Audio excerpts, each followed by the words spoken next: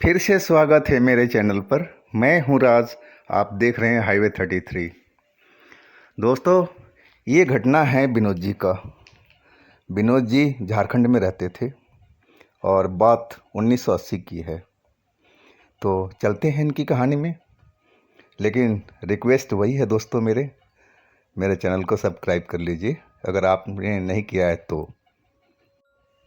मैं उस समय करीब 15-16 साल का था जब हमारे चाचा जी आर्मी से रिटायर होकर आए थे।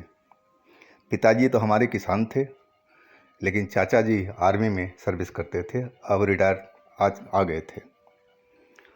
उन्होंने पुराने मकान को तोड़ करके नया मकान का काम शुरू किया। करीब 4 महीने के बाद में हमारा घर बहुत बढ़िया बन गया था। लेकिन कहते हैं ना कि नज़र लगते देर नहीं लगती। उसके बाद में गृह प्रवेश होकर के हम लोग उस घर में शिफ्ट हो गए थे और उसके बाद सिलसिला शुरू हो गया टोना टोटके का हमारे दरवाजे पर। कभी नींबू सिंदूर में डुबा लपेट करके, कभी लाल कपड़ा चूड़ी बांध करके, कभी काला कपड़ा टीका करके, इस तरह के टोटके हमारे दरवाजे पर सुबह उठने पर हमें दिखाई पड़ता था। हमारे चाचा जी भूत प्रेत, जादू टोना टोटका ये सब चीज़ को कभी मानते नहीं थे और जो भी टोटके वाला सामान होता था वो इकट्ठा करके और एक नदी में डाल दिया करते थे। वो हंसते थे कि ये सब बकवास बातें हैं, और लेकिन गुस्सा भी करते थे कि आखिर हमारे दरवाजे पर ये सब कौन कर रहा है। कई बार हम लोग निगरानी करने की कोशिश भी किया, लेकिन हम पकड़ नहीं पाए कि इतने सियाने जो भी था लोग थे कि रात के अंधेरे में पता नहीं कब आते थे और हमारे दरवाजे पर टोटके करके चले जाते थे। एक महीना के अंदर में कम से कम 10 बार हमारे घर के बाहर दरवाजे पर टोटके मिले या हर टोटके को हमारे चाचा जी उठा बहा दिए थे। बात आई गई हो गई थी, लेकिन जो टोटके का जो हमारे दरवाजे पर मिलना था वो रुकता नहीं था। 2-4 दिन के बाद में नई नई आइटमें वहाँ पर मिलती थी। लोग बाग हमें बहुत डराना चाहते थे। नया मकान देख करके उनको शायद कोफ्त हो रहा था, जलन सी हो रही थी। जो भी था वो तो हमारा दुश्मन ही था। जो भी काम कर रहा था हमारा कोई हितैषी तो था नहीं, वो कोई हमारा दुश्मन ही था जो हमारे सामने तो नहीं आ रहा है, लेकिन कोशिश वो ज़रूर कर रहा है हमें नुकसान पहुंचाने की। और वही हुआ। हमारे चाचा जी बीमार पड़ गए थे, खून की उल्टियाँ करने लगे थे, बुखार उनको छोड़ नहीं पा रहा था। अब उनका ऐसा कंडीशन हो गया था कि हमें हॉस्पिटल में भर्ती कराना पड़ा था। हमारे पिताजी सब लेके हम हॉस्पिटल में गए थे। हॉस्पिटल में उनका इलाज चल रहा था। वो उधर हॉस्पिटल में एडमिट थे और मैं और मेरी माँ और चाची हम लोग घर पर रहते थे। हमारे पिताजी हॉस्पिटल में थे चाचा जी के साथ में। दिन में हम लोग कभी जाया करते थे, लेकिन रात में वहाँ रुकने नहीं देते थे लोग, तो हम अपने घर पर आ जाते थे। रात को अजीब घटना हमारे साथ में हुआ। हमारा आंगन था।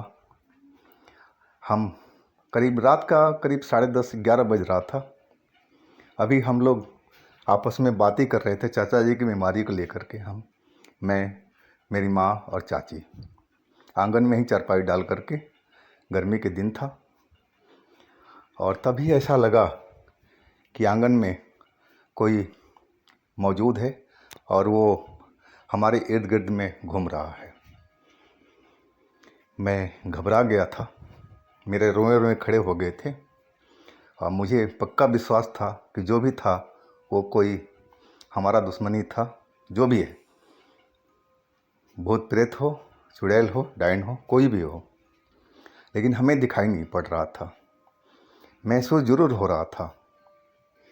मैंने चाची से बोला, चाची कुछ ना कुछ तो गड़बड़ है। चाची तो चाचा के गम में दुखी थी, मम्मी भी वही हाल था। तो चाची कुछ नहीं बोली, जवाब नहीं दिया था। इस बात पर हम अभी कुछ बात करते, अचानक घर में हमारा आंगन के बीच में एक हड्डी का टुकड़ा ऊपर से गिरा। हमारी चारपाई बीच में थी, हम लोग बाल बाल बचे थे। उस हड्डी, बहुत बड़ा हड्डी था, किसी जानवर का पैर का अध खाया हुआ हड्डी। अब हम बुरी तरह से हम लोग घबरा गए थे। घर के डर के मारे हम घर के अंदर हम लोग चले गए थे और लग रहा था कि पूरे आंगन में कोई चक्कर काट रहा है। अब उसकी धुंधली हुई तस्वीर नज़र आ रही थी, धुएं की तरह। शक्ल भी तो नज़र नहीं आ रही थी, लेकिन लग रहा था कि कोई साया है जो चारों तरफ आंगन के घूम रहा है। हम बहुत बुरी तरह से डरे हुए थे। हमारी माँ तो पूजा पाठ करती थी, चाची भी करती थी। उन्होंने अपना पूजा पाठ, भगवान का नाम लेना, माता रानी का नाम लेना, काली माँ का नाम लेना शुरू कर दिया था। सारी रात हमें डर डर के कटा था। वो जो हड्डी गिरी थी अभी भी हमारे आंगन में चारपाई के पास में पड़ी थी, लेकिन हम लोग डर के मारे आंगन में निकल नहीं पा रहे थे। सारी रात डर डर के हम लोग कमरे में बीत गया था। हम तीनों एक ही कमरे में थे। सुबह जब हुई तब जा कर के हमें जान में जान आया, और जब हम आंगन में निकले तो देखा वैसी की वैसी हड्डी पड़ी हुई है। किसी जानवर की पैर की हड्डी थी, जिसमें उसमें अभी कुछ मांस भी लगा हुआ था। ये सब घटना हमारे बाबूजी आ गए थे उस टाइम में, और उन्होंने देखा। अब वो समझ गए थे कि हमारे घर पर कोई जादू मंतर, कोई काला जादू कर रखा है, और चाचा जी की जो तबीयत ख़राब है सब इसी का कारण है। और हमारे घर पे जो रात में ये सब कांड हुआ है सब इसी का कारनामा है, काले जादू का और भूत प्रेत का, टोने टोटके का।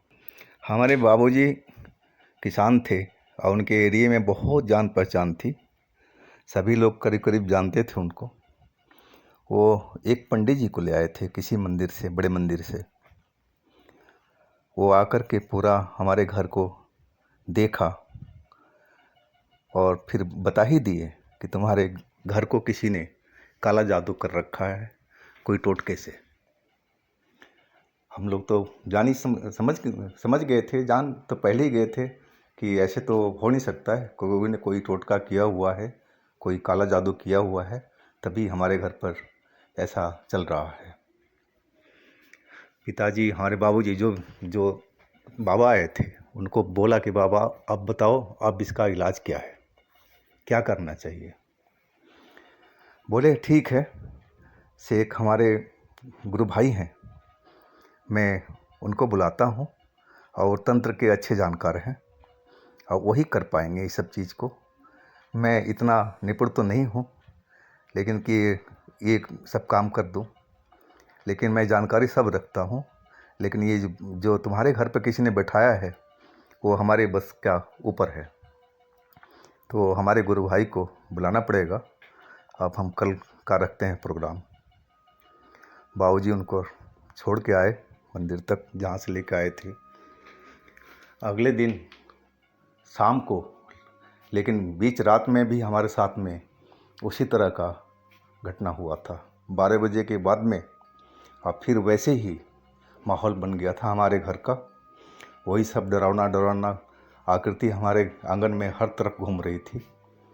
लेकिन हम लोग एक घर में बंद थे, और हमारी जो मम्मी चाची थी वो काली माँ का पूजा की जा रही थी।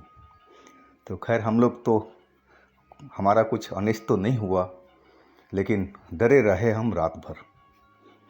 लेकिन उस दिन हमारे घर पर कोई मांस का लोथड़ा, कोई ऐसा कुछ नहीं गिरा था, लेकिन डरावनी जो शक्लें थी वो सब हमारे आंगन में घूम रही थी। फिर अगले दिन वही जो बाबा थे वो अपने गुरु भाई को लेकर आए थे। उन्होंने घर में घुसने से पहले ही हमारे दरवाजे पर ही पहचान लिया।